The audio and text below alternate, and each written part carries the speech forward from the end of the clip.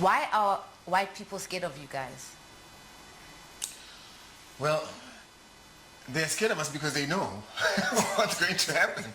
You see, there was an email actually by one of the known white monopoly capital leaders, right? And he sent an email to the likes of Helen Zille and their friends in Stellenbosch and said, you know, we need to come up with a strategy and consolidate our efforts in order to protect our assets because of the Mkhonto Sizwe, you know, this establishment that's now, you know, entered the political landscape.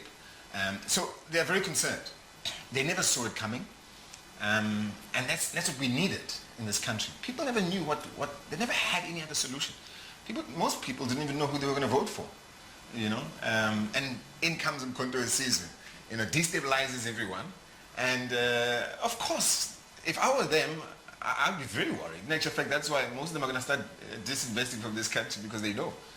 But the reality is, we're not saying we are going to take an approach that is going to be aggressive. We're saying that we're all South Africans. We need to have a discussion here. Things have to change. They can't control this economy and continue to control this economy, where JSE shares continue to grow in dividend payouts off the back of poverty, where the likes of Marcus used to go and take 350 billion rand and go and squander it in deals where we could be taking that money and putting it into free education. Then they want to come and tell us there's no free education.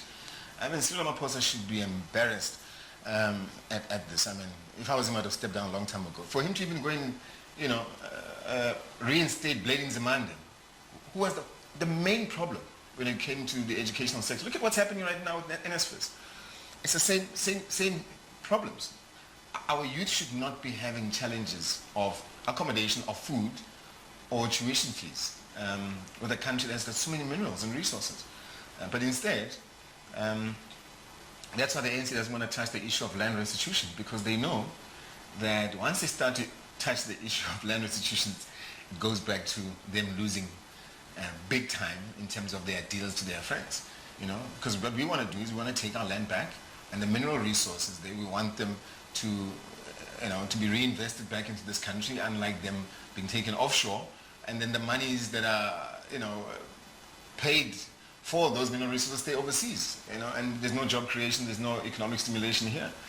So that's why we're saying this ANC is no longer the ANC. Any black person, quite honestly, from where we're sitting, that wants to see change and that is sane, can't vote for the ANC. You must vote for Mkhonto Sizwe.